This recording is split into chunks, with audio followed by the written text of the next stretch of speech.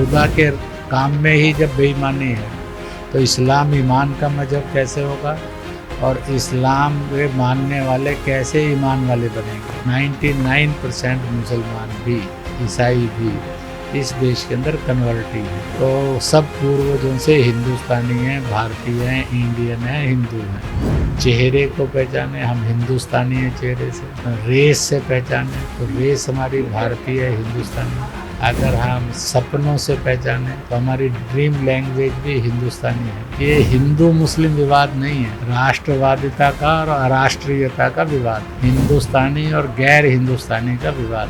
आज पहलगांव की घटना के बाद वहाँ के मुसलमान को भी समझ में आया पाकिस्तान एक घिनौना देश है। 10,38,000 मुसलमानों गौ हत्या बंदी के लिए कानून बनना चाहिए, इसका प्रस्ताव रखा कि हजरत आदम से लेकर अंतिम रसूल तक किसी ने भी कभी ना गौ हत्या की, ना गौ मांस खाया। गाय का गोश्त जिसे बीफ कहते हैं, यह है जहर है, उसका दूध और घी शिफा और इलाज है, मेडिसिन एंड ट्रीटमेंट।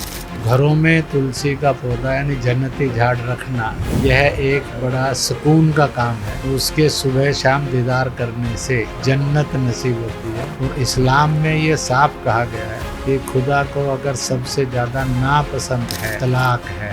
आप भगत सिंह को महात्मा गांधी से ज्यादा अहिंसक बोलते हैं, इसके पीछे क्या तर्क है? भगत सिंह ने जो भी किया देश के लिए किया और देश के लिए किया। नमस्कार, मैं हूं कुलभास्कर ओझा और हमारे आज के प्लेटफॉर्म पर देश की ऐसी शख्सियत जिनकी पहचान बताने की ज़रूरत नहीं है, उनका काम, उनके बयान खुद ब खुद एक पहचान बन जाते हैं। हमारे साथ हैं आरएसएस से जुड़े प्रचारक इंद्रेश कुमार जी और बीजेपी का स्तंभ, जो ये भी कहते हैं कि बीजेपी को अहंकार आया इसलिए अल्पमत आया। ऐसा आपका एक बयान था कि बीजेपी को अंदर अहंकार आ गया था, तो इसलिए उसको अल्पमत मिला, बहुमत नहीं मिला। राम भक्त जो थे उनके अंदर अहंकार आया और वो अल्पमत में आए, रामद्रोही सत्ता से दूर रहे। आज क्या लगता है, वो अहंकार कम हुआ है, खत्म हुआ है, या अभी उस पर चर्चा की ज़रूरत है? इस पर कोई चर्चा की ज़रूरत नहीं है। जो आपने सवाल पूछा है वो गलत है, मैंने ऐसा कुछ नहीं कहा। अच्छा, एक आप मुस्लिम राष्ट्रीय मंच के भी मार्गदर्शक हैं। 2002 में आपने उसकी स्थापना की थी। अभी आप उसको कहाँ देखते हैं? उसका मुस्लिम राष्ट्रीय मंच जो है, by the Muslim, of the Muslim, for the Muslim, in the interest of society and nation, ये संस्था है। इस समय लगभग उनका 26-23 प्रोविंसेस में 2,500 के लगभग इकाइयों के रूप में 300-350 जिलों के अंदर हजारों हजार सक्रिय कार्यकर्ताओं के साथ लाखों लाख से संपर्क रखते हुए इस समय संगठन का व्याप है। और उन्होंने बहुत से इम्पोर्टेंट मुद्दों पर देश के अंदर एक वातावरण को बदलने का प्रयत्न किया है। पहला, no cow lynching, so no man lynching, come together to make Bharat lynching free Bharat. गौ का कत्ल नहीं, ताकि आदमियों के झगड़े होकर कत्ल ना हो और इससे एक इस प्रकार की हिंसा से मुक्त भारत बन जाएगा, लिंचिंग फ्री भारत होगा। 10,38,000 मुसलमानों ने गौ हत्या बंदी के लिए कानून बनना चाहिए, इसका प्रस्ताव रखा, इस पर हस्ताक्षर किए। इसी के साथ साथ जब रोजे आते हैं तो रोज़ों के अंदर इस बात को भी सुनिश्चित करना कि वह रोज़ों में रोज़ा इफ्तियारी गाय के दूध से करें। इस बात को मुसलमानों में स्थापित किया, जो इस्लामिक सच था कि हजरत आदम से लेकर अंतिम रसूल तक किसी ने भी कभी ना गौ हत्या की, ना गौ मांस खाया। दुनिया के अंदर जितनी भी मस्जिदें हैं और दरगाहें हैं, गौ मांस बेचना खरीदना वर्जित है वहाँ नहीं होता है। और अंतिम रसूल ने तो गाय को लेकर बहुत स्पष्ट स्टेटमेंट दिया था कि गाय का गोश्त जिसे बीफ कहते हैं यह जहर है, उसका दूध और घी शिफा और इलाज है, मेडिसन एंड ट्रीटमेंट है। और इस प्रकार से धीरे धीरे करके ईद उल अजहा पर भी इस बार जैसे पहले बहुत अधिक गौवध होता था और गौ हत्या होती थी, इस बार तुलना में घटी है। मुसलमानों में एक रियलाइजेशन आई है कि और बहुत चीज़ें हैं मांस खाने के लिए, गौ की हत्या करना और गौ मांस खाना ये ना किया जाए, ये जागरण आ रहा है। इसी के साथ साथ ये भी एक बात आई, तुलसी का पौधा जिसे इस्लाम में रेहान कहा गया है, जन्नती झाड़, वो एक ही होता है। तो घरों में तुलसी का पौधा यानी जन्नती झाड़ रखना यह एक बड़ा सुकून का काम है। उसके सुबह शाम दीदार करने से जन्नत नसीब होती है, बीमारियों का इलाज होता है। इसलिए आज लाखों लाख मुसलमानों के घरों में और रेहान रूपी जन्नती झाड़ यानी तुलसी का पौधा जो स्वर्ग का पौधा कहा गया है, ये आज रखा जाने लगा है, लोग लगाने लगे हैं। उसके प्रति की नफ़रत में अंतर आया है। जैसे ही ज्ञान जागा तो नफ़रत भागती है। इसी के साथ साथ 3 तलाक से हिंदुस्तान की महिलाएं बहुत पीड़ित थी। उन महिलाओं ने हिम्मत के साथ कोर्ट में जाकर 3 तलाक के खिलाफ आवाज़ उठाई। संस्थाओं में मुस्लिम राष्ट्रीय मंच एकमात्र संस्था थी जिन्होंने उनको पूर्ण समर्थन दिया और उनका जाकर सुप्रीम कोर्ट तक केस लड़ा गया। सुप्रीम कोर्ट के अंदर कट्टरपंथी ताकतें हार गई।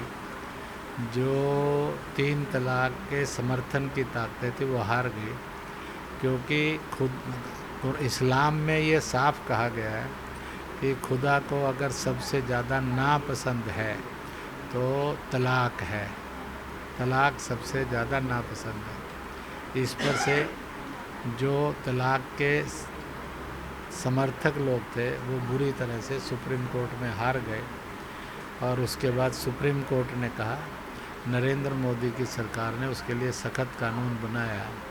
इसलिए तलाक और 3 तलाक से पीड़ित महिलाओं की संख्या दिन प्रतिदिन कम होती जा रही है।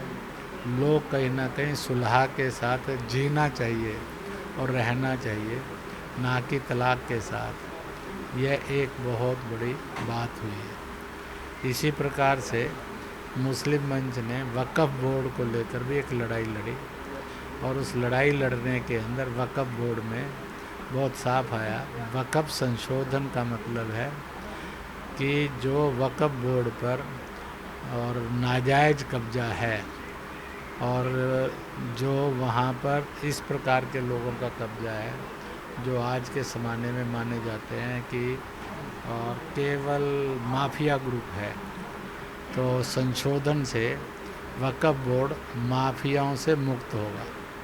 संशोधन से वक्फ बोर्ड जो है, जो खुदा के नाम पर संपत्ति है, उसका जो रख रखाव नहीं होता था, वो उसके अंदर लापरवाही थी। खुदा के काम में ही जब बेईमानी है तो इस्लाम ईमान का मजहब कैसे होगा और इस्लाम के मानने वाले कैसे ईमान वाले बनेंगे। तो इसलिए इस संशोधन से और जो वक्फ की बोर्ड संपत्ति है जो खुदा के नाम है वह ठीक से रख रखाव होगा। फिर वेलफेयर नहीं होता था, अब वेलफेयर होगा। महिलाओं को उनके जीने का अधिकार मिलेगा वेलफेयर में ज़्यादा से ज़्यादा। जो इतनी बड़ी संपत्ति की आय है वह संपत्ति की आय अब वेलफेयर में काम आएगी। नहीं तो ज़कात और संपत्ति की आय इतने करोड़ों हैं, अगर ठीक से मुसलमानों की वेलफेयर में जाए तो शायद बेरोजगारी अनपढ़ता से मुक्त मुसलमान युवक युवतियां हो सकते हैं, परिवार हो सकते हैं। तो इस प्रकार से कई रास्तों से वक्फ बोर्ड की लड़ाई लड़ी गई और वक्फ संशोधन एक ऐसा संशोधन बिल हो गया। मुस्लिम राष्ट्रीय मंच ने पूरी ताकत से इस लड़ाई में लड़ा और इस प्रकार का हो गया कि खुदा के नाम पर जो बेईमानी होती थी, खुदा की संपत्ति में जो घोटाले होते थे, उसकी संपत्ति के साथ जो माफिया ग्रुप जुड़े थे, उनसे मुक्त होकर एक किस्म से वेलफेयर के रूप में वक़्फ़ काम करने वाला बनेगा। इसकी भी एक सफलतापूर्वक लड़ाई उन्होंने लड़ी। ऐसे कई तरह की चीज़ें हैं और जिसके अंदर एक बहुत महत्वपूर्ण है और वह ये वातावरण बनाने का आजकल अभियान चला है कि हम अगर पीछे जाएंगे पूर्वजों की ओर तो 99% मुसलमान भी, ईसाई भी इस देश के अंदर कन्वर्टी हैं। तो सब पूर्वजों से हिंदुस्तानी हैं, भारतीय हैं, इंडियन हैं, हिंदू हैं। ये एहसास जाग जाएगा तो अपने अपने मज़हब पर चलेंगे, दूसरे के मज़हब में ना दखल देंगे, ना उसकी निंदा करेंगे, ना उसमें कट्टरता लाकर दंगा करेंगे, ना कन्वर्शन करेंगे, बल्कि सबका सम्मान करेंगे। तो देश में दंगे ख़त्म हो जाएंगे। दंगा मुक्त हिंदुस्तान, इसकी एक मुहिम देश के अंदर मंच चला रहा है। ऐसे अन्य अनेक मुहिम भी चलाते हुए हम अपने पूर्वजों को पहचाने, परंपराओं को पहचाने, चेहरे को पहचाने। हम हिंदुस्तानी हैं चेहरे से। हम रेस से पहचाने तो रेस हमारी भारतीय है, हिंदुस्तानी है। अगर हम सपनों से पहचाने तो हमारी ड्रीम लैंग्वेज भी हिंदुस्तानी है। तो हम सबका डीएनए जड़ एक, इसलिए हम एक। ऐसे अनेक कार्यक्रमों को लेकर एक नया हिंदुस्तान सजाने के लिए मुस्लिम राष्ट्रीय मंच लगा है। आपने मुस्लिम राष्ट्रीय मंच की स्थापना की और उसकी इतनी खासियतें गिनाई, आज उसको देख के कुछ सुकून मिलता होगा, एक अच्छा मंच स्थापित हुआ। आपने 10 साल तक जम्मू कश्मीर में भी काम किया है, उसको देखकर क्या लगता है? ऐसा है कि पहले 370 और 35A को हिंदू मुस्लिम संघर्ष के रूप में देखा जाता था। पहला फ़र्क ये पड़ा कि सोचने का नज़रिया बदला कि ये हिंदू मुस्लिम विवाद नहीं है, राष्ट्रवादिता का और अराष्ट्रीयता का विवाद है, हिंदुस्तानी और गैर हिंदुस्तानी का विवाद है। क्योंकि वहाँ नारा ही लगाया उन्होंने, इंडियन डॉग्स गो बैक। जब नारा ये लगा दिया तो फिर हिंदू मुस्लिम रहा ही नहीं है। अगर इंडियंस आर डॉग्स, फिर रेवरेंट भी डॉग है, फिर जैनी बौद्ध भी डॉग है। तो इसका मतलब है कि हमने जब ये समझाया तो लोगों को समझ में आया। और दूसरा, सारों का इंटीग्रेशन चाहिए। देश के अंदर किसी भी स्टेट की अलग नागरिकता नहीं थी। जब ये समझाया तो सबको लगा तो ये तो बहुत बड़ा पाप और अपराध है। इसलिए देश की एक ही नागरिकता होनी चाहिए, एक ही संविधान होना चाहिए, एक ही और कानून होना चाहिए, एक ही झंडा होना चाहिए। ये सब एक होगा तो सब हिंदुस्तानी बनकर जिएंगे। आतंकवाद नियंत्रित हो जाएगा। पाकिस्तान और चीन की जो चालें हैं उनका मुंह तोड़ जवाब दिया जा सकेगा। आज पहलगांव की घटना के बाद वहाँ के मुसलमान को भी समझ में आया कि पाकिस्तान एक घिनौना देश है, एक हिंसक देश है। वो कोई भाईचारे में भरोसा नहीं करता है, वो तो अपने ही देश के वासियों को भी कुचलता है। आज पाकिस्तान में सिंधी पाकिस्तान पर जुल्म है, बलूच पाकिस्तानी पर जुल्म है, पख्तून पाकिस्तानी पर जुल्म है, कश्मीरी पाकिस्तानी पर जुल्म है। तो पाकिस्तान तो अपने पाकिस्तानियों का भी सगा नहीं। इसी के कारण 71 में उसके 2 टुकड़े हुए, बांग्लादेश और पाकिस्तान। और अब तो मौलाना लोग भारत में बोलने लग गए हैं, don't call it Pakistan, call it Pakistan. एक सवाल मेरा और है, आप भगत सिंह को महात्मा गांधी से ज़्यादा अहिंसक बोलते हैं, इसके पीछे क्या तर्क है? ऐसा है, भगत सिंह ने जो भी किया देश के लिए किया और देश के लिए जिया। एक दूसरी बात यह है कि उसके पास एक स्कोप आया था कि जब वो पार्लियामेंट में था, वो चाहता तो गोरों के ऊपर भी बम फेंक सकता था और 20-50 गोरे भी मर जाते और तब भी जागरण होता, परंतु उसने खाली टेबल्स पर बम फेंककर ये बताया, we believe in non violence. दूसरा बताया कि हत्याएं नहीं, ये बताया कि मेरा काम है कि मैं अंग्रेज रूपी बहरी सरकार को जगाऊं कि वो सुने। वैसे नहीं सुन रही है तो इनकलाब जिंदाबाद के रूप में सुने, उससे नहीं सुन रही है तो बम फटने से सुने, पर उसको सुनना होगा और हिंदुस्तान छोड़ना होगा। इसलिए मैं उन सब क्रांतिकारियों को जिन्होंने कांग्रेस भारत की आज़ादी के लिए कुर्बानियाँ दी, जेल यात्राएं की, अत्याचार सहे, उन सब को भी मैं इस रूप में कहता हूँ कि वह अहिंसा के पुजारी थे। उनको और हिंसक कहना यह देश की स्वतंत्रता संग्राम से भी बेईमानी है और उन चरित्रों से भी बेईमानी है, क्योंकि हिंसा स्वार्थ में से होती है, हिंसा पाप में से होती है, हिंसा अपराध में से जन्म लेती है। इसलिए वह इस मामले में निस्वार्थ थे, अपनी कुर्बानी दे रहे थे इसलिए कि बाकी करोड़ों को आज़ादी और इज्जत मिले। इसलिए जिन्होंने सबकी आज़ादी और इज्जत के लिए काम किया, उनके ऊपर हिंसा का आरोप लगाना यह अहिंसा का भी अपमान है। बस मेरा एक दो छोटे छोटे सवाल हैं कि बीजेपी अपना अध्यक्ष चुन नहीं पा रही है और इस समय जो हालात हैं ऑपरेशन सिंदूर, ईरान इजराइल पे, इस पर दोनों पर आपकी राय क्या है? ऐसा है कि बीजेपी के पास अध्यक्षों की कमी नहीं है, बीजेपी को अध्यक्ष चुनने में कोई संकट नहीं, तो इसलिए उनको जब लगेगा चुन लेंगे। आपको पत्रकार के रूप में क्यों तकलीफ़ होनी चाहिए और देश को भी क्यों होनी चाहिए?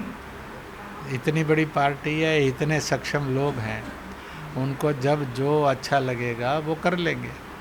इसलिए मैं ये मानता हूँ कि बीजेपी अपने आप में पूर्ण सक्षम है, चिंतन में भी, करने में भी, नेतृत्व में भी। So people are in a confidence कि बीजेपी जो है वह एक सक्षम पार्टी है, देश को लीड करने वाली पार्टी है।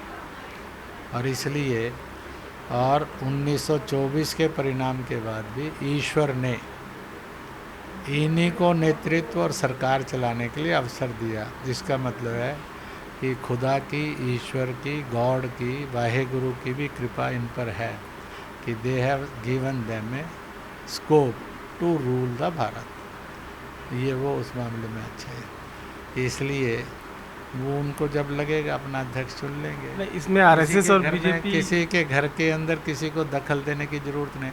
आरएसएस बीजेपी का कोई लेना देना नहीं है, इसमें जो है बीजेपी का है। और इस पे ईरान इजराइल में, ईरान और इजराइल में कहेंगे भारत का मत साफ होना चाहिए।